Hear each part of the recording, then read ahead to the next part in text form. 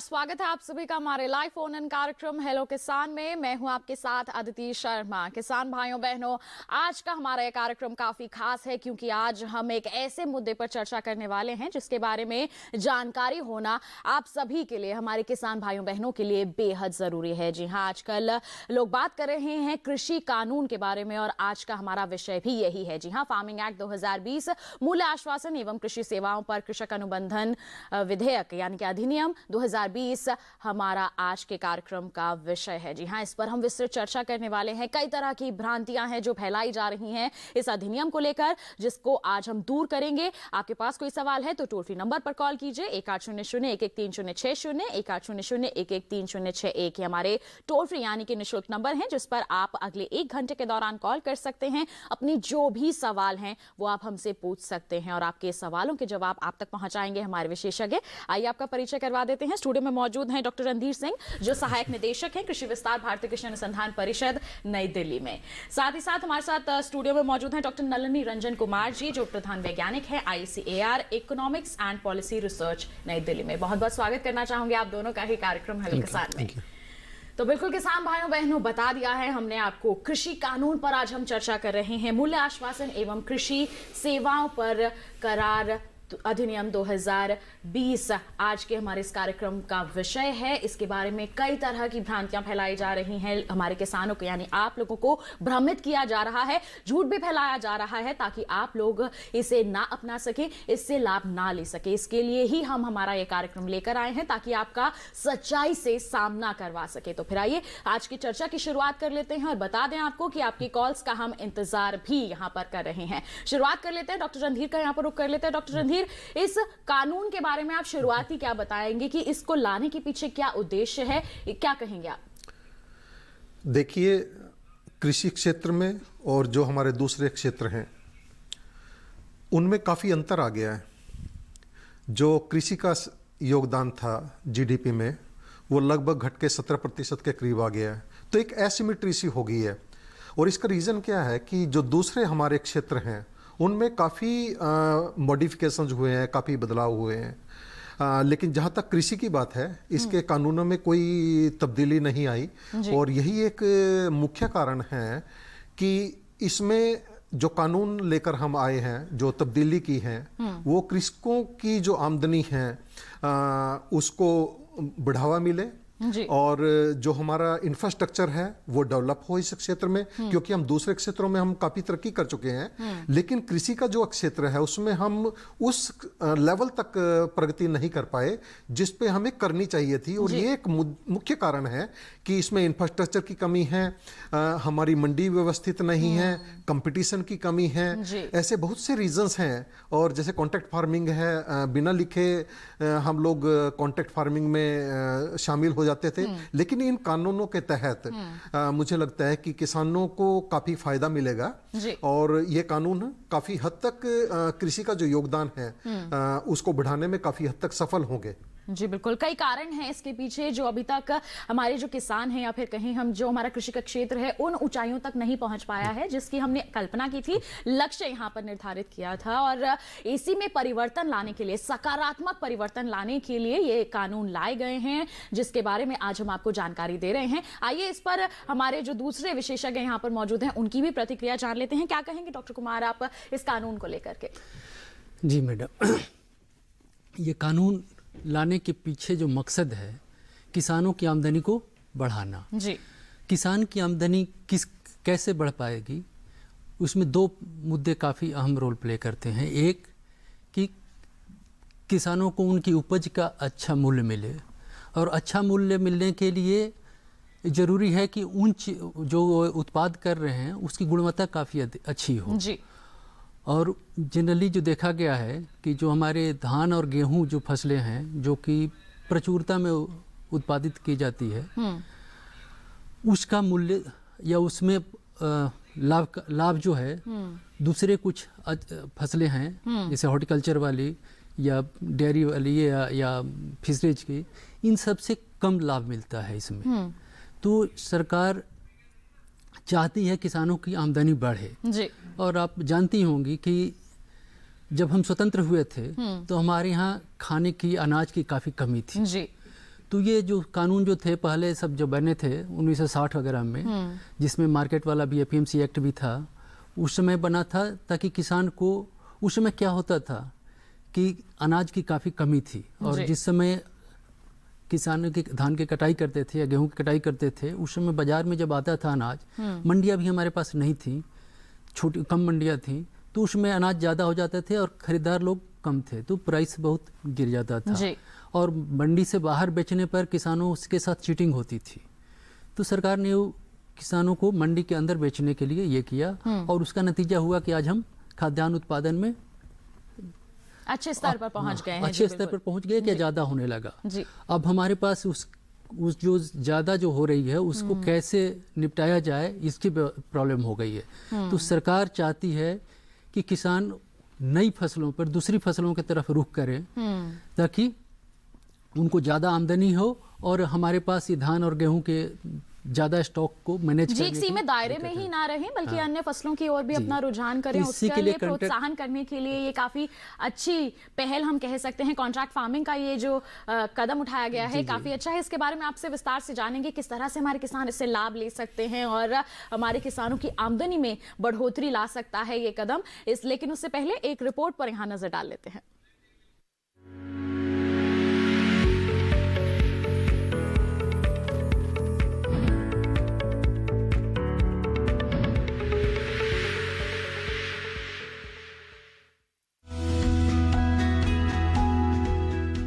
कृषि देश की रीढ़ है और कृषि एवं किसानों का विकास सरकार की प्राथमिकताओं में से एक है। सरकार का हमेशा से ही ये प्रयास रहा है कि किसानों को उनकी उपज का ज्यादा से ज्यादा मूल्य मिले, किसानों की आमदनी बढ़े और उनकी खेती लाभकारी हो। इसके लिए सरकार ने किसानों के सामने आने वाली सभी बाधाओं को दूर करने के लिए अहम कदम उठाए हैं। किसान को उसकी उपज का कम से कम जो न्यूनतम समर्थन मूल्य भारत सरकार ने तय किया है, जिन उपजों को भारत सरकार खरीदने के लिए खरीदी केंद्रों की व्यवस्था करती है राज्यों के साथ मिलकर, वो सारी योजना बजट के अंतर्गत बजटीय प्रावधान करके योजना का स्वरूप में है। इस योजना का कानून से कोई सरोकार नहीं है। ये जो सारी शंकाएं जो जताई जा रही हैं वो निराधार हैं। ये झूठ बोलकर और किसानों को भ्रमित करने के लिए इस प्रकार की बात कही जा रही है। न्यूनतम समर्थन मूल्य की खरीदी पूर्ववत जारी रहेगी, ये भारत के कृषि मंत्री जी द्वारा पार्लियामेंट में घोषणा भी की गई है। कीमत आश्वासन और कृषि सेवा पर करार अधिनियम 2020 में ये प्रावधान किया गया है कि किसान बुआई के समय ही मूल्य के उतार चढ़ाव से बचने के लिए आने वाली फसल को बेच पाएं और उसके लिए एग्रीमेंट कर पाएं। हालांकि ये व्यवस्था कॉन्ट्रैक्ट फार्मिंग के रूप में कुछ हद तक पहले भी थी, लेकिन इस व्यवस्था में कोई एक समान कानूनी व्यवस्था पूरे देश में नहीं थी। ये व्यवस्था कीमत आश्वासन और कृषि सेवा पर करार अधिनियम के जरिए लागू की गई है। अब किसान बराबरी पर आकर कॉर्पोरेट, प्रोसेसर्स, होलसेलर और रिटेलर के साथ एग्रीमेंट कर सकते हैं। अब किसान ऐसी फसलें उगा सकते हैं जिसकी उन्हें अच्छी कीमत मिले, जिसका व्यापार कुछ ही बाजारों में होता है या निर्यात के लिए होता है। ऐसे में किसान पहले से ही कीमत तय करके अच्छी फसल उगाने की व्यवस्था कर सकते हैं। इन कानूनों के माध्यम से और नए विकल्प दिए गए हैं। एक विकल्प फार्मिंग एग्रीमेंट्स के तहत फसलों को बेचने का है। एक विकल्प ये है कि किसी भी खरीदार को जहां किसान को अच्छा मूल्य मिलता है उसके माध्यम से किसान अपनी उपज को बेच पाए। एक विकल्प ये है कि किसान अगर चाहे तो अपने राज्य के बाहर भी सीधा किसी अन्य राज्य के बड़े व्यापारी को या किसी ऐसे ट्रेडर को, प्रोसेसर को बेचना चाहे जहां उसको अच्छा मूल्य मिल सकता है, वो बेच सकता है।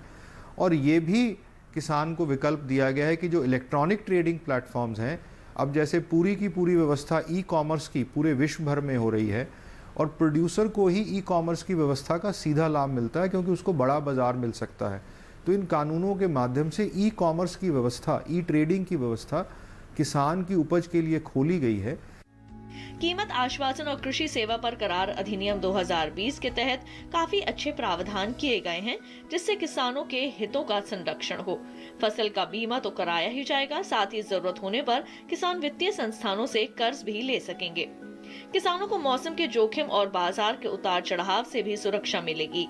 ये अधिनियम अनुबंधित किसानों को नियमित और समय पर भुगतान की सुविधा भी देता है।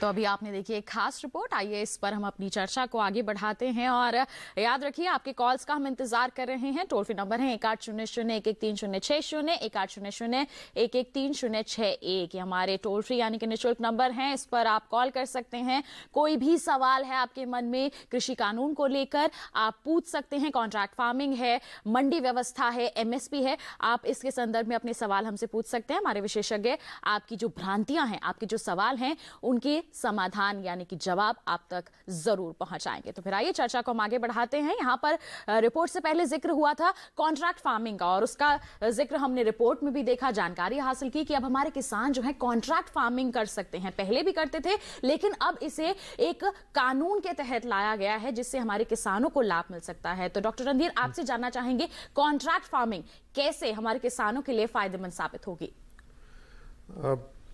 मैं अपने किसान भाइयों को ये बताना चाहता हूं कि पहले आप जो भी अनुबंध करते थे किसी के साथ, वो लिखित रूप में नहीं करते थे। आप सिर्फ मौखिक रूप से जो उन्होंने कह दिया आपने सुन लिया और कोई आपके पास डॉक्यूमेंट नहीं है, ऐसा ही कॉन्ट्रैक्ट करते थे।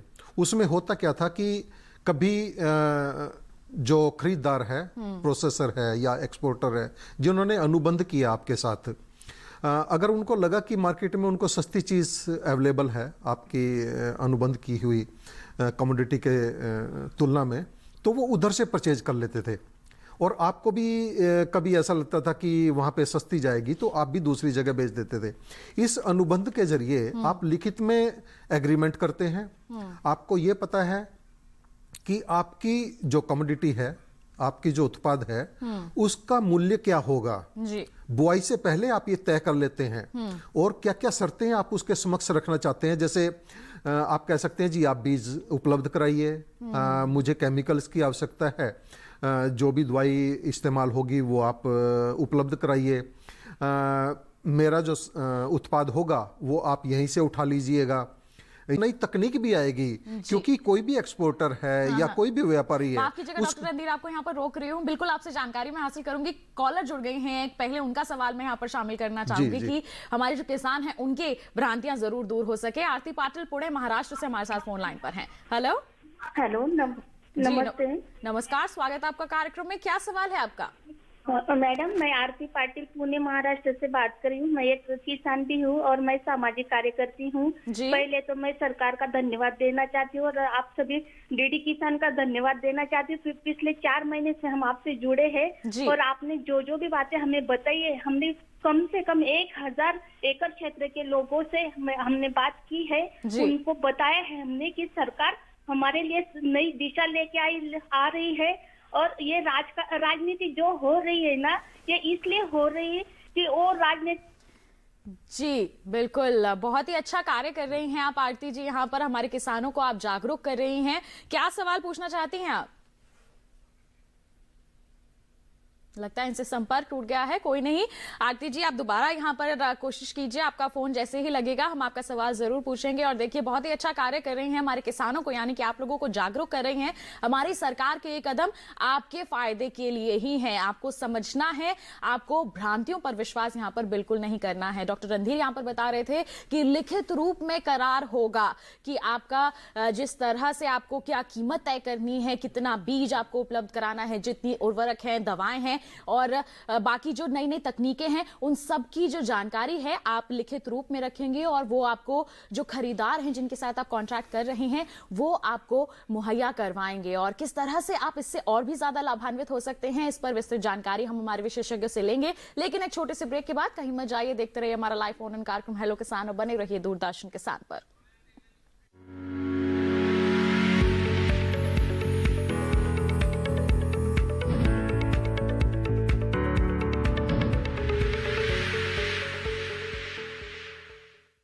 अरे भाई सुना नहीं क्या, केसीसी ने किसानों का जिंदगी बदल दिया है।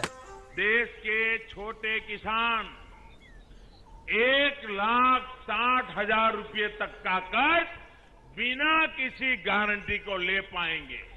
ब्याज खोरों से भी पीछा छूटा। मैं तो जैविक खेती का पूरा सामान मंगा लिया। केसीसी का भी कोई दबाव नहीं है। ब्याज चुकाने के लिए पूरा 1 साल मिलता है। समय पर भुगतान करने पर केवल 4% के सालाना ब्याज पे लोन मिल गया मुझे। अपना आधार कार्ड, लेटेस्ट फोटो और जमीन के कागजात लेके अप्लाई करो बस। और नामांकन भरने के लिए जेब भी ढीली नहीं करनी पड़ी।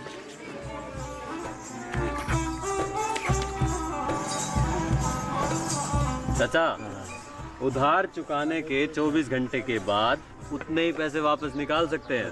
केसीसी ने किसानों की जिंदगी वाकई बदल दी है। तो आप भी किसान क्रेडिट कार्ड अपनाएं और सहजता से ऋण पाएं।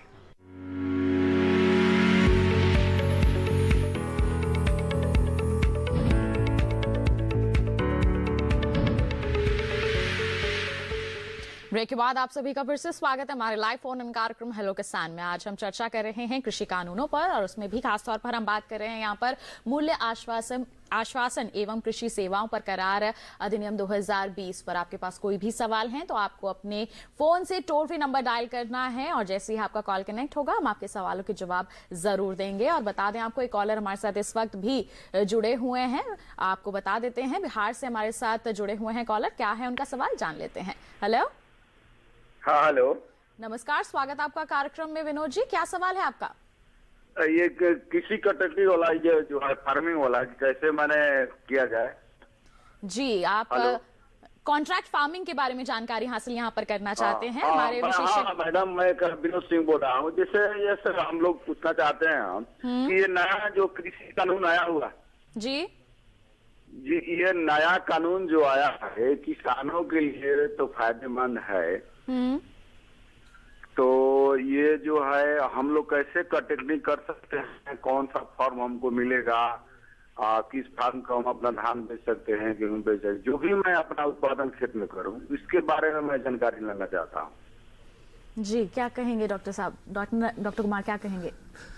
ये आप जो मेरे इतना समझ पाया कि आप पूछना चाह रहे हैं कि आप अपने धान और गेहूं की जो खेती करते हैं उसको कहाँ बेच पाएंगे। तो बिहार में पैक्स को ये जिम्मेदारी दी गई है या दूसरे भी प्रोक्योरमेंट सेंटर हैं गवर्नमेंट के, आप वहाँ जाकर अपनी अभी धान जो है वहाँ बेच सकते हैं और एमएसपी पर ही बिक रही है, खरीदी जा रही है बिहार सरकार द्वारा। तो वहीं आप बेचिए। दूसरी जगह अभी मार्केट में प्राइस कम होगा तो वहाँ बेच करके उसका फायदा उठाइए। इसके अलावा जैसे हमारे ई पोर्टल है वो भी ओपन है और किसानों के पास ये भी एक ऑप्शन आ गया है कि आप ई पोर्टल के माध्यम से भी अपने उत्पाद को बेच सकते हैं। आप पता कर सकते हैं कि देश के किस भाग में क्या भाव चल रहे हैं और अच्छी कीमत लेने के लिए मुझे लगता है कि आप ई पोर्टल के माध्यम का भी इस्तेमाल कर सकते हो।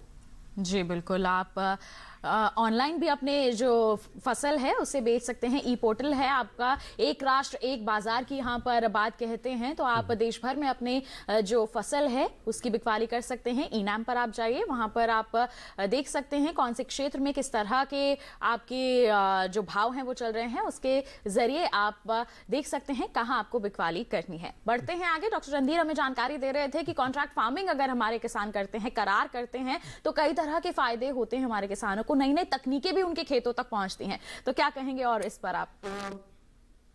मैं ये कहना चाहता हूं किसान भाइयों को कि जब हम कॉन्ट्रैक्ट फार्मिंग करते हैं तकनीक भी आपके पास आ गई और आपने क्वालिटी प्रोडक्ट तैयार की, अच्छी उत्पाद आपने पैदा की।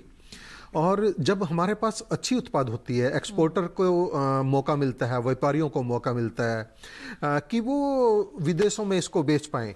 और जब विदेशों की मार्केट हमारे लिए खुलती है तो स्वाभाविक है उसके अच्छे दाम भी मिलते हैं। जब व्यापारी को अच्छे दाम मिलेंगे तो आपको भी अच्छे दाम मिलेंगे।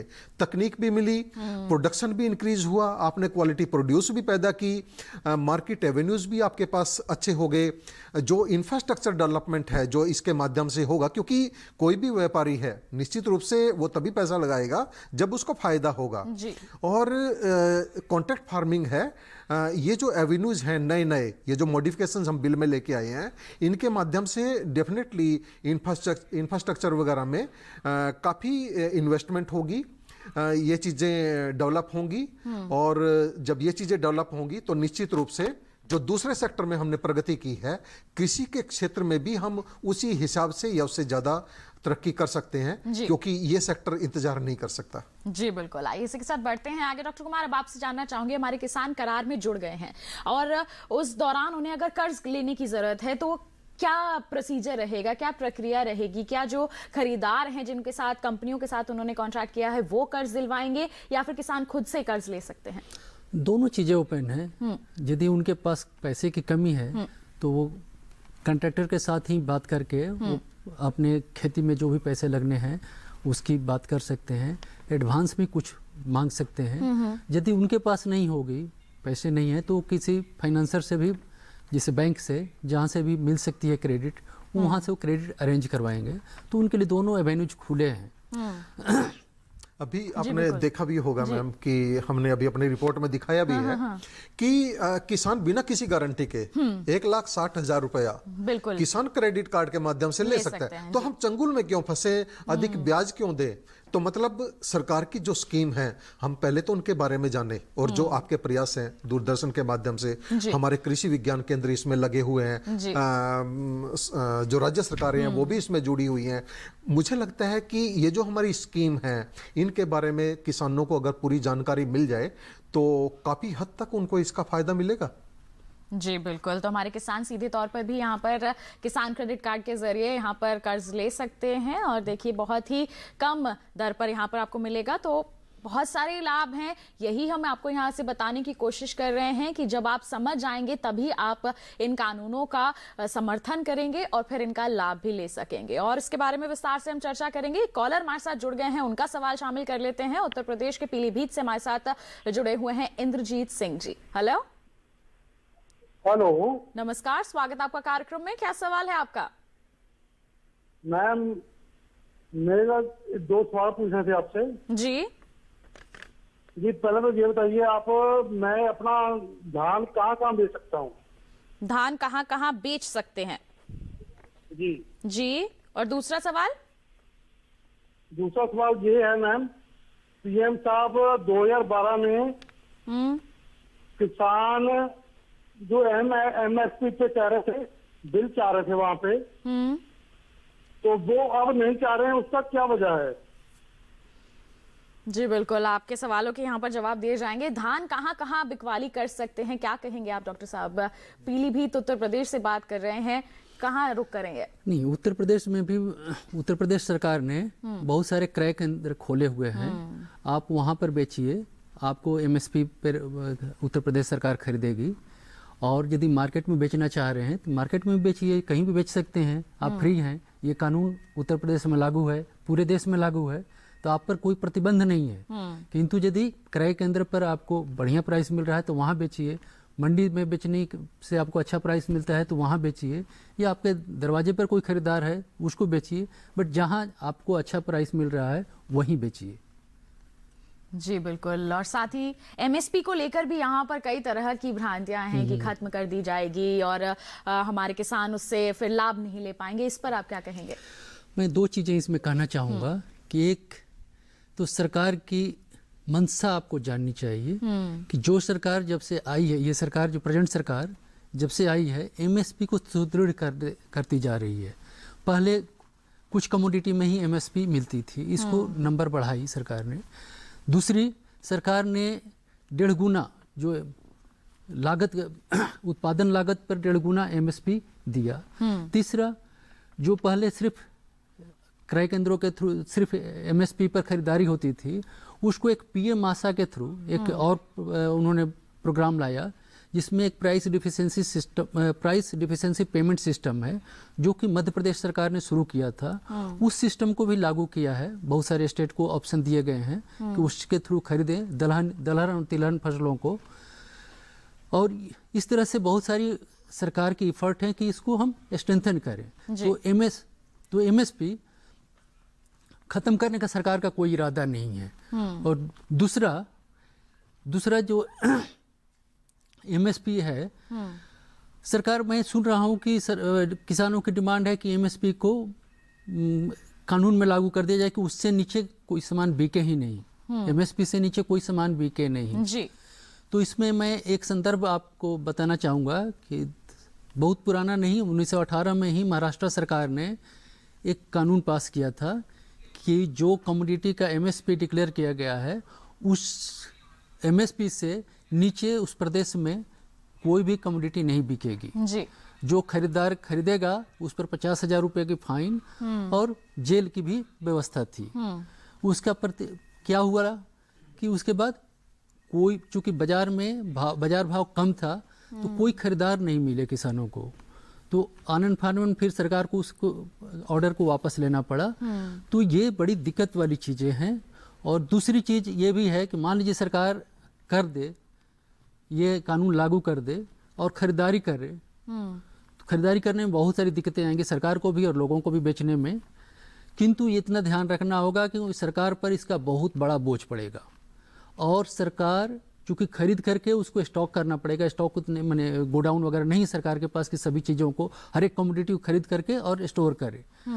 और यदि सरकार करती भी है तो बहुत बड़ा माने आर्थिक बोझ पड़ेगा और ये सरकार हमेशा चाहेगी कि किसी तरह से आर्थिक बोझ को कम किया जाए।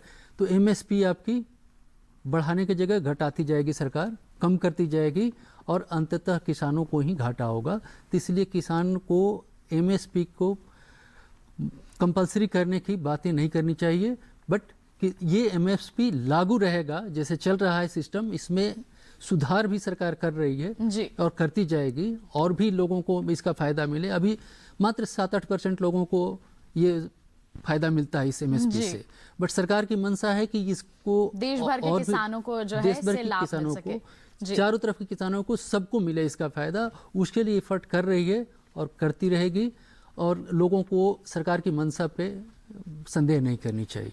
जी, हर बदलाव को पूरी तरह से सक्षम होने में थोड़ा समय लगता है और उसके लिए हमारे किसानों को भी यहाँ पर सरकार का साथ निभाना होगा। आप सरकार के साथ कदम से कदम मिलाकर आगे बढ़ते जाइए। निश्चित रूप से ये जो कदम उठाए गए हैं ये आपके फायदे के लिए ही उठाए गए हैं और आपको हम लगातार यहाँ से जानकारियां देते रहते हैं ताकि आप लोग इन्हें और बेहतर ढंग से समझ सकें और आप इनको अच्छी तरह से जब समझ लेंगे तभी आपको पता चलेगा कि ये सारे कदम आप ही के लिए हैं। आइए बढ़ते हैं आगे और अब मैं एक महत्वपूर्ण सवाल यहाँ पर पूछना चाहूंगी कि हमारे जो कानून है उनमें कहा गया है कि अगर हमारे किसान कॉन्ट्रैक्ट फार्मिंग में जो करार करते हैं उसे खत्म करना चाहते हैं तो किसी तरह की पेनल्टी नहीं होगी, लेकिन किसानों को अभी भी इस बात को लेकर के कुछ संदेह है। तो क्या कहेंगे डॉक्टर रणधीर? पहले आपसे आपकी राय जानना चाहूंगी, फिर डॉक्टर कुमार का रुख करूंगी मैं। जहां तक कॉन्ट्रैक्ट होता है उसमें यह भी एक क्लॉज होती है कि यदि आप कॉन्ट्रैक्ट से निकलना चाहें तो आप कॉन्ट्रैक्ट से निकल सकते हैं और इसमें कोई पेनल्टी आपके ऊपर नहीं लगेगी। हाँ, यदि जिसके साथ आपने कॉन्ट्रैक्ट किया है उसने आपको कोई इनपुट अवेलेबल कराया है, बीज दिया है या खाद उपलब्ध कराया है या कोई दवाई उपलब्ध कराई है और आपने कोई उसकी पेमेंट उस वक्त नहीं की तो स्वाभाविक है वो पेमेंट तो आपको करनी पड़ेगी। लेकिन इसके अलावा आपके ऊपर कोई जुर्माने की कोई बात नहीं है और जो कॉन्ट्रैक्ट है आपका वो सिर्फ उस फसल के लिए है, आपकी जमीन से उसका कोई लेना देना नहीं है। किसान सोच रहे हैं, कई लोगों को ये बोला जा रहा है कि आपकी जमीन जब्त यहाँ पर कर ली जाएगी। हाँ, कोई जमीन से उसका कोई संबंध ही नहीं है, आपकी उत्पाद से संबंधित है, वो आपकी फसल से संबंधित है। जैसे ही वो फसल की कटाई हो जाएगी और आप कॉन्ट्रैक्ट से बाहर निकल सकते हैं, उससे पहले भी चाहें तो निकल सकते हैं, लेकिन वो आप क्लॉज के अंदर आप वो क्लॉज उसमें डाल सकते हैं अपने कॉन्ट्रैक्ट में। जी बिल्कुल। डॉक्टर कुमार, आपकी भी राय जानना चाहूंगी। नहीं, सही कहा सर डॉक्टर रणधीर सिंह ने। इसमें किसानों के पास ऑप्शन है और सरकार ने कानून में सीधे सीधे लिखा है कि जमीन से संबंधित किसी भी तरह का समझौता नहीं हो सकता, न तो जमीन की लीज की, न बेचने की, न उनके अधिकार की। तो जमीन का सोल अधिकार किसान का रहेगा, सिर्फ फसल का कॉन्ट्रैक्ट होगा और फसल कॉन्ट्रैक्ट होगा तो प्राइस का कॉन्ट्रैक्ट होगा कि इस क्वालिटी का फसल, माने बहुत सारी चीज़ें कॉन्ट्रैक्ट में शामिल हो सकती है जैसा कि डॉक्टर रणधीर सिंह ने बताया। किंतु सरकार ये सुविधा किसानों को दी हुई है उसमें कि किसानों पे किसी भी तरह की कोई पेनल्टी नहीं होगी। मैक्सिमम इतना ही होगा कि जो इनपुट लिए हैं या एडवांस लिए हैं स्पॉन्सर से, वो उन्हें देना पड़ेगा। किंतु यदि स्पॉन्सर गलती कुछ करता है तो स्पॉन्सर पे जो देनदारी है, मैंने गलती करता है मतलब क्या कि वो कॉन्ट्रैक्ट पे जो सामान खरीदने की बात कहा था, अनाज खरीदने की बात कहा था, या कोई भी उत्पाद खरीदने की बात हुई थी, वो नहीं खरीदता है, नहीं उठाता है, तो जो भी देनदारी है उसका 1.5 गुना तक पेनाल्टी लग सकती है। मतलब 100 रुपये यदि बकाया है तो 150 रुपये और 250 रुपये की उस पर देनदारी लगेगी। और ये उसी तरह वसूला जाएगा जैसे लैंड रेवेन्यू वसूली जाती है। तो ये एसडीएम के पास पावर रहेगा। जनरली हमको लगता है कि जैसे लैंड रेवेन्यू बात टर्म डाली गई है, उससे किसान डरे हुए हैं कि लैंड रेवेन्यू तो किसानों पर लगता है, किंतु किसानों से किसी भी तरह की कोई चीज़ नहीं, सिर्फ वही पैसा जो कि उन्होंने उधार लिया है उससे, स्पॉन्सर से, या खाद बीज कुछ उनसे लिया है, उसकी चार्जेज उनको देनी पड़ेगी, वो भी बिना इंटरेस्ट के जी। इससे ज़्यादा कुछ नहीं होगा। तो किसान इसमें पूरे तरह से प्रोटेक्टेड हैं और उन पर किसी तरह के कोई भय नहीं है। वो किसी से कॉन्ट्रैक्ट कर सकते हैं, बट कॉन्ट्रैक्ट करने के पहले उनको अच्छी तरह से अपनी टर्म्स कंडीशन को डिस्कस करके फाइनल करनी है और लिखनी है जी। और लिखा करके सरकार इस पर एक मॉडल कॉन्ट्रैक्ट टेम्पलेट भी देगी जिसमें कि करना है, जिसके अनुरूप उन्हें अपना पूरा जो करार है, पूरी जो बातें हैं वो उस पर लिखित रूप से होनी चाहिए और पूरी जानकारी उसमें लिखी होनी चाहिए कि किस फसल का यहाँ पर कॉन्ट्रैक्ट हो रहा है, क्या क्या उनको सुविधाएं मुहैया कराई जाएंगी। जी बिल्कुल, ये तमाम बातें जो हैं आपके कॉन्ट्रैक्ट में पहले ही लिख दी जाएंगी ताकि आगे चलकर अगर किसी भी कारणवश आप इसे खत्म भी करना चाहते हैं या फिर आगे बढ़ाना भी चाहते हैं तो आपको कोई परेशानी ना हो। इसके बारे में और मैं आपसे जानकारी लूंगी। कॉलर जुड़ गए हैं, पहले उनका सवाल यहाँ पर शामिल कर लेती हूँ। सुमन कुमार पंकज जी हमारे साथ कॉल पर हैं इस वक्त बिहार से। हेलो जी मैम, नमस्कार, स्वागत आपका कार्यक्रम में। क्या सवाल है आपका? जी गुड इवनिंग मैम। ये सर हम सर से सिंह सर से पूछना चाहते हैं जी। वो तो चूंकि वो गवर्नमेंट बॉडी है तो किसान की दृष्टि से भी थोड़ा सा ये बताएं कि आखिर जो इतना एमएसपी पे अभी हंगामा हो रहा है तो आखिर किसान के मन में तो कोई भ्रांति है मैम जिसको कि वो सही से समझ नहीं पा रहे हैं, और गवर्नमेंट की क्या पॉलिसी है इस एमएसपी पे, आखिर ये चीज। किसानों के मन में कई तरह के सवाल हैं एमएसपी को लेकर और इस पर हमारी सरकार का क्या नजरिया है, क्या कहेंगे डॉक्टर सिंह? देखिए, किसान भाइयों को ये लगता है कि जैसे ही एपीएमसी के बाहर हम बेचेंगे तो सरकार मिनिमम सपोर्ट प्राइस को खत्म कर देगी या ये मंडियां खत्म हो जाएंगी, जबकि सरकार का ध्येय ये है कि एपीएमसी मंडी के साथ साथ आपको दूसरे एवेन्यूज भी प्रोवाइड कर रहे हैं, दूसरे मार्केट एवेन्यूज भी ओपन कर रहे हैं। एमएसपी जैसा है वैसा ही रहेगा, चलता रहेगा। जिस हिसाब से बढ़ोतरी होती है, चाहे वो महंगाई की हो दूसरी हो, जो बेस हम लेते हैं एमएसपी डिक्लेयर करने का, वो ऐसा चलता रहेगा। मुझे लगता है कि इसके बारे में ज्यादातर भ्रांतियां फैला दी गई हैं, क्योंकि जब एक भ्रांति फैलती है तो उसके साथ दूसरी तीसरी ऐसे जुड़ती चली जाती हैं। लेकिन सरकार का ऐसी कोई मंशा नहीं है कि एमएसपी को खत्म किया जाएगा। हम किसान के बारे में सोचते हैं और उनका उत्थान करना हमारा ध्येय है, तो इसलिए एमएसपी को खत्म करने का कतई कोई विचार नहीं है। तो ये जो भ्रांति है मुझे लगता है ये बेबुनियाद है। जी बिल्कुल। डॉक्टर कुमार, आपसे भी टिप्पणी लेना चाहूंगी, क्या कहेंगे आप हमारे किसान भाई को? नहीं, चूंकि मामला बिहार का है तो बिहार में एपीएमसी एक्ट है ही नहीं, तो इसलिए किसानों को एपीएमसी से कोई भय नहीं है। वहाँ पर एपीएमसी खत्म हो जाएगा या रहेगा, किंतु वहाँ किसानों का सबसे बड़ा दर्द यह है कि उनका एमएसपी पर वो अपना सामान बेच नहीं पाते हैं।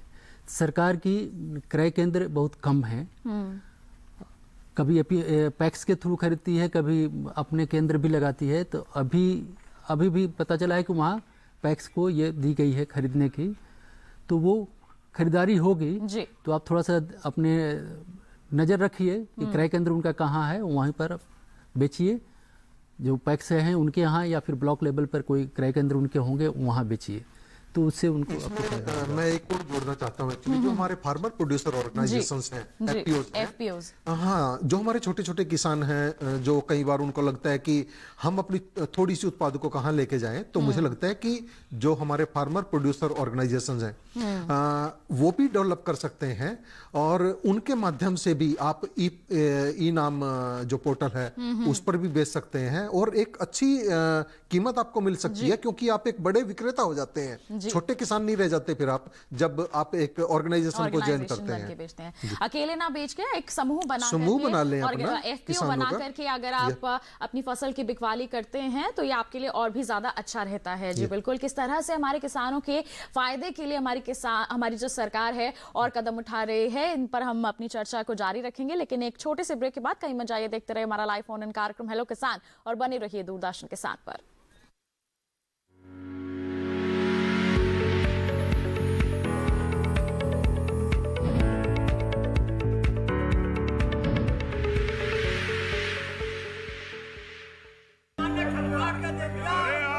सारी फसल अच्छी होगी भाई।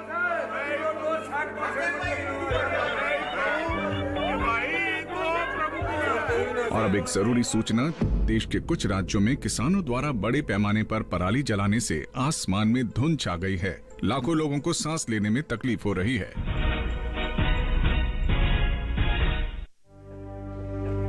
हर साल हम अपना ही घर फूंकते हैं और तमाशे बनते हैं। ना, मैं ना मानता, ये काम तो बरसों से होता आ रहा है, अब ऐसा क्या नया आ गया? ये देख लो हमारे रतन काका, पिछले साल की पराली जलाने से जो इनकी खांसी उठी थी, ये अब तक चल रही है। और तो और हमारे सोना उगलने वाली धरती भी बंजर पड़ रही है। बेटा, तुम्हारी बात मान भी ले, पर एक बात बताओ कि पराली को ठिकाने लगाने में भी तो लागत आती है, और ये आग जलाने से ये काम आसानी से हो जाता है। काका, ये बात ना रही, हम कह रहे हैं, देखो मेरे पास कुछ मशीनों की तस्वीरें भी हैं, मैं तुम्हें दिखाता हूं। ये देखो, ये है हैप्पी सीडर, ये है मल्चर, ये है जीरो टिल ड्रिल, ये है स्ट्रॉ चॉपर, ये है रिवर्सिबल मोल्ड बोर्ड प्लॉ, और ये है रोटावेटर। ये सारी मशीनें अब अनुदान पे मिल रही है, और तो और कस्टम हायरिंग केंद्र लगाने पर सरकार से 80% का अनुदान भी मिलेगा। और ये संकल्प हमारे प्रधानमंत्री जी का है कि अब पराली कोई न जलाए और आधुनिक मशीनों का इस्तेमाल कर पराली खेत में मिलाएं और मिट्टी की गुणवत्ता को बढ़ाएं।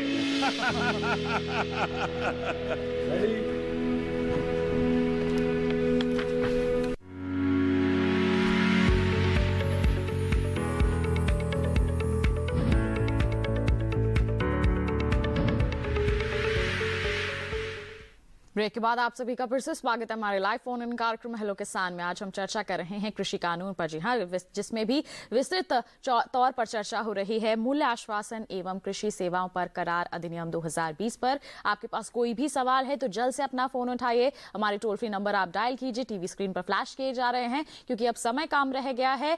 हम जल्द से आपके फोन यहाँ पर शामिल करना चाहेंगे, और इस वक्त आपको बता दें हमारे साथ एक कॉलर जुड़े हुए हैं सिरसा हरियाणा से। आइए जान लेते हैं क्या है उनका सवाल। हेलो हेलो, हाँ जी नमस्कार, स्वागत आपका कार्यक्रम में। क्या सवाल है आपका? मैडम, मैं ना एक बात कर रही थी, सिरसा हरियाणा तो बोलता अंग्रेजी संघ में जी। ये मैडम जो बता रहे हैं ना भी 1,60,000 रुपया लोन वगैरह देती है गवर्नमेंट KCC जी, ये ज्यादा सी बैंकों में जाते हैं, बैंकों वाले ये बोलते हैं भी ऐसी कोई सुविधा है ही नहीं, MATV पर ही है और जमीन पर कुछ नहीं है ऐसी बात जी। जो भी कुछ है ना, फिर मैं आपका प्रोग्राम देखता रहता हूँ। मैं एक बार आपने क्या सीखा भी पानी प्रबंध करने के लिए तालाब देती है, मैं वो तालाब खेती बड़ी महकमे वाले पास गया, वो करे भाई साहब यही टीवी पर ये जो बात है, जमीन पर कुछ भी ऐसी बात नहीं है। जी बिल्कुल, किसानों के सवाल ऐसे कई हम सुनते हैं कि जमीनी स्तर पर कार्य नहीं हो रहा है और ऐसी योजनाएं तो तैयार हो गई हैं, जैसे हमारे किसान भाई कह रहे हैं। क्या कहेंगे आप? डॉक्टर कुमार, आपसे भी जानना चाहूंगी, डॉक्टर रणधीर का भी मैं यहाँ पर प्रश्न समझ नहीं पाया कि KCC जो हमारी योजना है उसकी शुरुआत तो है, हमारे किसान इसका लाभ ले सकें, इसके लिए अच्छी पहल है, लेकिन हमारे किसानों को बैंक में जब वो जाते हैं तो कहते हैं कि ऐसी कोई योजना अभी तक क्रियान्वित नहीं की गई है। इस पर आप क्या कहेंगे? ये वहाँ बैंक अधिकारी आपको हेल्प नहीं करना चाह रहे होंगे, क्योंकि ये योजना तो पूरे भारत में लागू है और कई किसान हमारे इससे लाभान्वित हो भी रहे हैं। पूरा बहुत सारे किसान लाभान्वित हो रहे हैं। और वो पर्टिकुलर बैंक ब्रांच में प्रॉब्लम होगी तो आप वहाँ उनके ऊंचे अधिकारी या दूसरे मैंने अपने SDM वहाँ अपने डिस्ट्रिक्ट के ऑफिसर को कंसल्ट कीजिए, क्योंकि ये पूरे देश में लागू है और कहीं इसमें कोई प्रॉब्लम नहीं आ रही है। वहाँ आपके गांव के लोगों ने भी लिया होगा, बट आप फिर दूसरे ब्रांच में भी देख सकते हैं बात करके। जी, किसी और बैंक का भी रुख कर सकते हैं। और अगर किसी उच्च अधिकारी से ये संपर्क कर लें, डॉक्टर रणधीर, क्या आप इनको प्रक्रिया बताना चाहेंगे? मुझे लगता है कि प्रत्येक बैंक प्रति एकड़ के हिसाब से कुछ सीमा तय करता है। ये डिपेंड करता है कि आपका कौन सा क्षेत्र है, कितनी वहाँ पे उत्पाद है। लेकिन जैसे अभी प्रधानमंत्री जी ने भी कहा है कि 1,60,000 रुपए आप KCC कार्ड से ले सकते हैं और आपको कोई वहाँ पे कोई मॉर्गेज टाइप का कुछ रखने की जरूरत नहीं है और बैंक किसी ज़्यादा फॉर्मेलिटीज में नहीं पड़ते हैं। जहाँ तक ये बात है, जो आपकी समस्या है, मुझे लगता है कि ये किसी विशेष शाखा की ही एक समस्या हो सकती है, लेकिन ये स्कीम निश्चित रूप से लाभकारी भी है और ये इम्प्लीमेंट भी हो चुकी है और बहुत से किसान हैं जो इसका फायदा ले चुके हैं।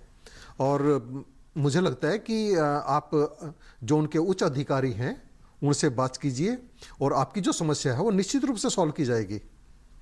जी, हमारे किसानों के कई ऐसे सवाल होते हैं, जैसे एक उदाहरण अभी हमारे कॉलर ने ही यहाँ पर बताया कि सरकार के बहुत सारे अच्छे कदम हैं लेकिन लाभ हमारे किसानों को नहीं मिल पाता है। तो इसके लिए हमारे किसान कहाँ जाएं, कहाँ संपर्क करें, इसका जवाब मैं आपसे लूंगी। लेकिन कॉलर जुड़ गए हैं, पहले मैं उनका सवाल शामिल करना चाहूंगी। उत्तर प्रदेश से इस वक्त हमारे साथ एक कॉलर है। हेलो, नमस्कार, स्वागत आपका कार्यक्रम में। क्या सवाल है आपका? सवाल ये है, जो धान की जो MSP है वो 1868 रुपए है, लेकिन यहाँ जो खरीद हो रही है वो 1100 लगभग 1150 खरीद हो रही है जी। और मंडियों में लेके जाओ तो वहाँ कह रहे हैं कि धान में नमी है, ये है, वो है। जो उचित दाम है वो नहीं मिल पा रहा है, MSP हाँ, उचित दाम नहीं मिल पा रहा है, खरीद हो रही है। क्या कहेंगे डॉक्टर कुमार? नहीं, जो MSP सरकार देती है वो अपने क्रय केंद्रों पर ही देती है। उनके क्रय केंद्र हैं, उन्हीं के पास ले जाइए और जहाँ भी मंडी में हो या कहीं और व्यवस्थित हो क्रय केंद्र उनके हो सकते हैं, तो आप पता कीजिए कि वहाँ क्रय केंद्र कहाँ पर है, वहाँ पर जाइए, वहाँ पर आपको MSP पर खरीदेंगे। और सर्टेनली कहीं जो आप में कटाई के बाद धान बढ़िया से सूखा नहीं होगा तो उसमें मॉइस्चर कंटेंट ज़्यादा होगा, तो उसके आधार पर कहीं कहीं कुछ कटौती भी की जाती है। तो कटौती के बाद किंतु इतना रेट का डिफरेंस नहीं हो सकता है। वो प्रोक्योरमेंट के अंदर पर जो जाएंगे उनके वहीं पर आपको मिलेगा। और मंडी में तो देख लीजिए, क्योंकि आप जहाँ जाएंगे वो मांग और आपूर्ति के आधार पर उनका प्राइस चलता है, तो आप उधर नहीं बेचिए, क्रय केंद्रों पर ही जाकर बेचिए जहाँ पर कि आपको अच्छी प्राइस मिलेगी। जी बिल्कुल। तो आप यहाँ पर किस तरह के कदम उठा सकते हैं, हमारे विशेषज्ञ ने बता दिया है। सरकारी जो आपके खरीदारी के लिए केंद्र बनाए गए हैं, आप वहाँ का रुख कर सकते हैं। निश्चित तौर पर आपकी जो धान है वो उससे खरीदा जाएगा और न्यूनतम समर्थन मूल्य जो तय किया है उसी पर ही खरीदारी की जाएगी। बिल्कुल ऐसी ही जानकारियां हम आप तक पहुंचाएंगे, लेकिन अभी हम रुक रहे हैं एक छोटे से ब्रेक के लिए। जल्द ही हाजिर होंगे। आप कहीं मत जाइए, देखते रहिए हमारा लाइव फोन इन कार्यक्रम हेलो किसान और बने रहिए दूरदर्शन किसान पर।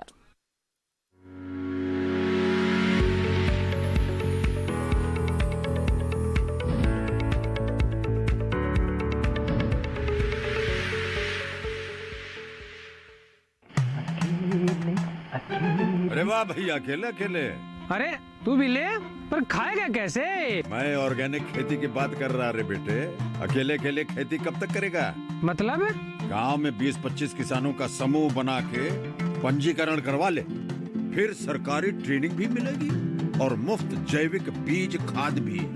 फिर BGS ऑर्गेनिक की सरकारी मोहर के साथ तेरी उपज आकर्षक पैक में पहुंचेगी बड़े बाजार तक। अच्छा? हाँ। अरे भाई कहाँ चल दिया? सबको साथ लाने, आमदनी बढ़ाने। तो किसान भाई समझ गए ना, साथ मिलकर ऑर्गेनिक खेती कीजिए, अपनी परंपरा को आगे बढ़ाइए, ज्यादा मुनाफा कमाइए। माटी से प्रेम की परंपरा है परंपरागत खेती।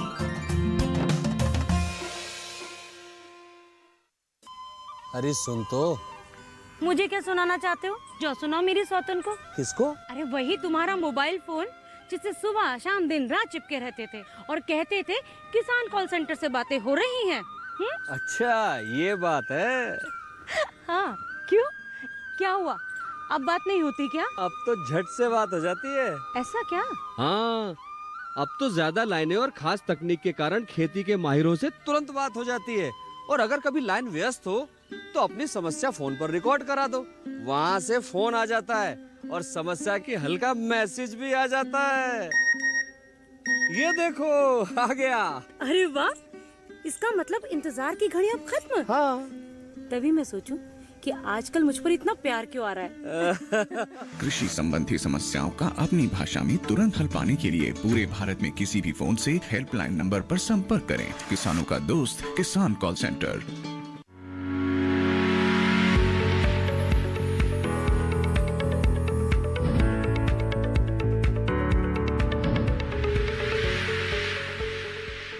ब्रेक के बाद आप सभी का फिर से स्वागत है हमारे लाइव फोन इन कार्यक्रम हेलो किसान में। आज हम चर्चा कर रहे हैं कृषि कानून 2020 के बारे में। जी हाँ, मूल्य आश्वासन और कृषि सेवाओं पर करार अधिनियम 2020 पर आज हम विस्तृत चर्चा कर रहे हैं। किस तरह से हमारे किसान इसका फायदा ले सकते हैं हमने आपको बताया है। आपके पास अभी भी कोई सवाल है तो आप हमारे टोल फ्री नंबर पर कॉल कर सकते हैं। समय काफी कम रह गया है तो अब आपको जल्द ही अपना फोन उठा के हमारे टोल फ्री नंबर पर कॉल करना होगा। आइए इसी के साथ हमारी चर्चा को आगे बढ़ाते हैं। और ब्रेक पर जाने से पहले मैंने यहां पर चर्चा की थी कि हमारे जो सरकार है काफी अच्छे कदम उठाती है हमारे किसानों के हित के लिए, लेकिन कई बार ऐसा होता है कि जमीनी स्तर पर हमारे किसानों को उसका लाभ नहीं मिल पाता है। ऐसे में हमारे किसान क्या कर सकते हैं, इसके बारे में हमारे विशेषज्ञों से जान लेते हैं। डॉक्टर रणधीर, क्या कहेंगे, हमारे किसान कहां जा सकते हैं, किसका संपर्क कर सकते हैं क्या, ताकि उन्हें जानकारियां मिल सके, उन कदमों का या फिर कहीं योजनाओं का लाभ मिल सके? कई बार तो हमारे किसानों को यहाँ कहूं मैं जानकारी ही नहीं होती है। बिल्कुल आप सही कह रहे हो, क्योंकि जागरूकता अभियान बहुत इंपॉर्टेंट है। देश भर में हमारे 721 से ज्यादा कृषि विज्ञान केंद्र हैं जो जिला स्तर पर उपलब्ध हैं। इसके अलावा राज्य सरकारों के भी दफ्तर है, कृषि विभाग है, और इन विभागों की ये जिम्मेदारी है कि जो भी चाहे राज्य की स्कीम हो चाहे केंद्र से शासित स्कीम हो, उनकी जानकारी किसानों तक पहुंचाएं। और उनकी जो भी जानकारी है वो किसानों तक पहुंचनी चाहिए। और इनकी एब्सेंस में किसान भ्रमित होते रहते हैं। और अब हमने एक संगठित रूप में ये डिसीजन लिया है कि जो भी हमारी स्कीम्स हैं, चाहे वो केंद्र सरकार की हो चाहे राज्य सरकार की हो, कृषि विज्ञान केंद्रों के माध्यम से और कृषि राज्य सरकारें हैं उनके माध्यम से इनको किसानों तक लेके जाएंगे। चाहे हमारे टीवी माध्यम से जाए या जो हमारी लेखन सामग्री है, पंपलेट्स है, बुकलेट्स हैं, एग्जीबिशंस हैं, मेले हैं, इन सभी कार्यक्रमों के माध्यम से, आपका टीवी है, दूसरे जो भी चैनल्स हैं, व्हाट्सएप ग्रुप है आजकल काफ़ी चलता है, इनके माध्यम से जो भी हमारी स्कीम है उनको किसानों तक पहुंचाने का हमने एक बेड़ा उठाया है, ताकि उनको ये पता हो कि इस स्कीम के लिए कहाँ जाना है।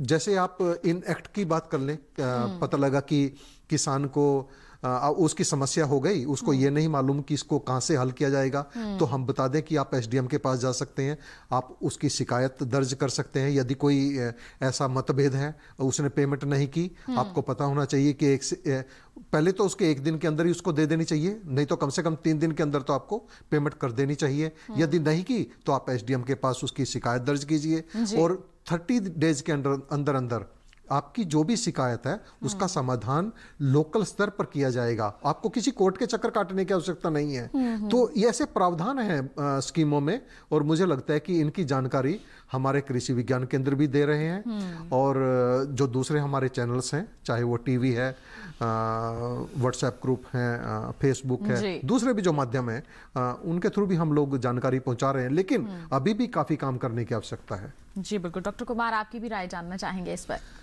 नहीं, डॉक्टर रणधीर सिंह साहब ने बहुत ही क्लियर शब्दों में कहा, बहुत ही स्पष्ट शब्दों में कहा कि ऐसी ऐसी व्यवस्था है। ऐसे में मैं आपसे जानना चाहूंगी, डॉक्टर रणधीर ने बता दिया कि ऐसी व्यवस्था है, इसके माध्यम से हमारे किसानों को जागरूक किया जाता है। ऐसे में हमारे किसानों की क्या भूमिका हो जाती है? किसानों की भूमिका यही है कि उनके पास जो भी चैनल हैं, जैसे हर एक ब्लॉक होते हैं, ब्लॉक में एक एग्रीकल्चर डेवलपमेंट अफसर होते हैं, तो उनके पास हर एक स्कीम की जानकारी होती है और हर एक स्कीम को उनको इम्प्लीमेंट करने की रिस्पॉन्सिबिलिटी होती है। तो आप उनके पास जाएं, वहाँ आपकी बात नहीं सुनी जा रही है, अपने प्रधान के थ्रू उनके पास पहुँचे। प्रधान एक रिसोर्सफुल पर्सन होते हैं जिनकी बातों को टालना किसी के बस की बात नहीं है ब्लॉक लेवल पे। तो आप प्रधान के थ्रू वहाँ पर पहुँचे और उनसे बात करें। तो इस तरह से आप अपनी समस्याओं का समाधान कर सकते हैं। और आजकल तो जैसे डॉक्टर साहब ने बताया, ग्रामीण स्तर पे भी बोर्ड लगे हुए हैं, उन पे जो एडीओज एग्रीकल्चर डेवलपमेंट ऑफिसर्स हैं उनके भी कॉन्टैक्ट नंबर मेंशन किए होते हैं, हेल्थ वर्कर्स हैं उनके भी नंबर दिए जाते हैं। और जैसे डॉक्टर साहब ने कहा, जो हमारे प्रधान हैं उनके पास भी स्कीम की काफी इंफॉर्मेशन होती है और वो भी आपको गाइड कर सकते हैं कि अगर ये आपको समस्या है तो वहां जाइए। और आपका भी फर्ज बनता है कि जब आपको समस्या होती है तो आप दूसरी जगह भी जाते हैं, दूसरों को कंसल्ट भी करते हैं। तो आपकी अगर कृषि से संबंधित समस्याएं हैं तो आप उनके ऑफिस में जाके भी उनसे बात कर सकते हैं। आप भी अपने घर से बाहर निकलिए, वो भी आते हैं सभी, उनकी सीमित संख्या है, हो सकता है सभी किसानों से संपर्क ना कर पाए, तो हमारा भी फर्ज बनता है कि घर से बाहर निकल के जब हम दूसरे कामों के लिए जाते हैं, इस काम के लिए भी निकले और जो हमारे ऑफिसर्स हैं उनसे कॉन्टेक्ट करें। जी बिल्कुल। तो समस्याएं काफ़ी आती हैं, समाधान हमें ढूंढने की ज़रूरत है। हमारी सरकार भी यहाँ पर कदम उठाती है। ऐसे में हमारे किसानों का भी दायित्व यही हो जाता है कि अगर किसी तरह की समस्या है तो उसका समाधान ढूंढने के लिए आप भी थोड़े बहुत कदम यहाँ पर ज़रूर उठाएं। क्या प्रक्रिया है, क्या माध्यम है, हमारे दोनों ही विशेषज्ञों ने आपको विस्तार से इसके बारे में जानकारी दे दी है। आइए बढ़ते हैं आगे, कृषि कानून का यहाँ पर रुख कर लेते हैं। कृषि कानून को लेकर कहा जा रहा है कि इससे हमारी अर्थव्यवस्था को मजबूती मिले, तो किस तरह की आप राय देना चाहेंगे? संक्षेप में जानना चाहूंगी दोनों से ही, क्योंकि समय की कमी है मेरे पास यहाँ पर। डॉक्टर रणधीर, आपसे जानना चाहूंगी, कृषि कानून से अर्थव्यवस्था को किस तरह से मजबूती मिलेगी, हमारे किसानों को कैसे लाभ मिलेगा? बड़ा स्पष्ट है। हाँ। जब हम पब्लिक प्राइवेट पार्टनरशिप की बात करते हैं तो इन्वेस्टमेंट भी आता है, जैसे हमने दूसरे सेक्टर्स में देखा।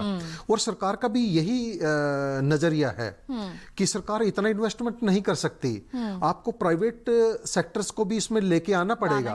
प्रोसेसर्स हैं, एक्सपोर्टर्स हैं, दूसरे व्यापारी हैं जो इससे जुड़े हुए हैं, रिटेलर्स हैं, एग्रीगेटर्स हैं, वो आएंगे, इन्वेस्ट भी करेंगे, इंफ्रास्ट्रक्चर डेवलपमेंट होगा, इंडस्ट्री पूरी डेवलप होगी, एक्सपोर्ट के एवेन्यूज ओपन होंगे।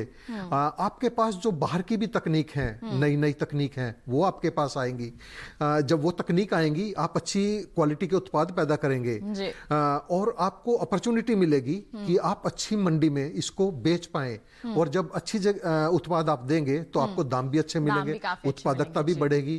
तो मुझे लगता है कि ये जो पब्लिक प्राइवेट पार्टनरशिप है, सरकार इसकी तरफ ध्यान दे रही है, न केवल हमारे किसानों के लिए बल्कि कृषि क्षेत्र के विकास के लिए, ओवरऑल डेवलपमेंट के लिए अच्छी साबित होगी। बिल्कुल। डॉक्टर कुमार, आप क्या कहना चाहेंगे? मैं डॉक्टर रणधीर की बातों को ही आगे बढ़ाना चाहूँगा। जी बताएं। जैसे किसान की आमदनी बढ़ाना जो मुख्य मुद्दा है, उसमें कॉन्ट्रैक्ट फार्मिंग के थ्रू ये आपको जानकारी होगी, मैं रिसर्च की बात कर रहा हूँ, कि विविधीकरण से किसानों को बहुत फायदा होता है। एक स्टडी है जिसके अंतर्गत पाया गया कि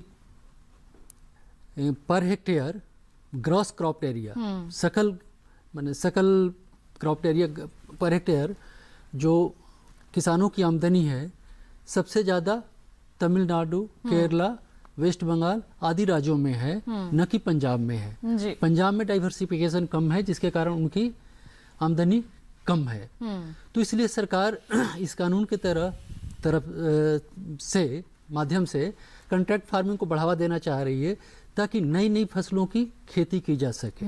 नई फसलों की खेती करने में दिक्कत क्या होती है किसानों के पास, कि उनकी जानकारी नहीं होती है और अशोर्ड बाजार मार्केट नहीं होता है। तो कॉन्ट्रैक्ट फार्मिंग के द्वारा उनको दोनों चीजें मिलेगी, दोनों चीजों का फायदा मिल पाएगा कि खेती भी आसानी से कर पाएंगे और बाजार व्यवस्था भी अच्छे से हो पाएगी, क्योंकि वो सीधी तौर पर हमारे खरीदारों को पहुंचेगी और तकनीकों का यहाँ पर बिल्कुल सीधे तौर पर लाभ भी मिल सकेगा। तो देखिए, ये कदम जो है आपके फायदे के लिए उठाए गए हैं। हमने कोशिश की की है कि हम हमारे इस कार्यक्रम के माध्यम से आप तक इसके बारे में पूर्ण जानकारियां पहुंचा सकें, और इसके लिए आप दोनों का बहुत बहुत धन्यवाद देना चाहूंगी। आपने महत्वपूर्ण जानकारियां हमारे दर्शकों तक पहुंचाई हैं। बहुत बहुत धन्यवाद। धन्यवाद।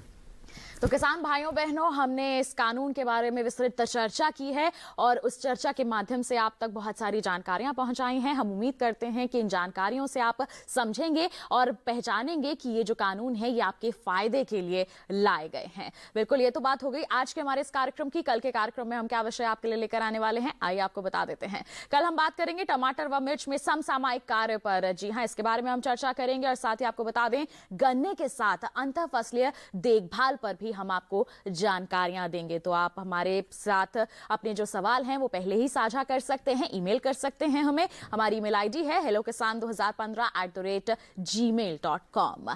फेसबुक के जरिए भी आप जुड़ सकते हैं। फेसबुक पर जाइए, हिंदी में टाइप कीजिए हेलो किसान और वहां पर हमारे पेज पर आप अपने सवाल पोस्ट कर सकते हैं और हम उन सवालों को जरूर शामिल करेंगे। एक और जरिया है डीडी किसान कॉल सेंटर नंबर 1800-113-060। इसका नंबर है जिस पर सोमवार से शनिवार सुबह 6 बजे से रात के 10 बजे तक आप कॉल कर सकते हैं। अपने सवाल पहले ही रिकॉर्ड करवा सकते हैं जिन्हें हम कार्यक्रम में जरूर शामिल करते हैं और उनके जवाब आप तक जरूर पहुंचाते हैं। और हमारे टोल फ्री नंबर तो रहेंगे ही। तो बस कल के कार्यक्रम में मुलाकात होगी आपसे नए विषय नए विशेषज्ञों के साथ। तब तक के लिए हमें दीजिए इजाजत। आप बने रहिए दूरदर्शन किसान पर। नमस्कार।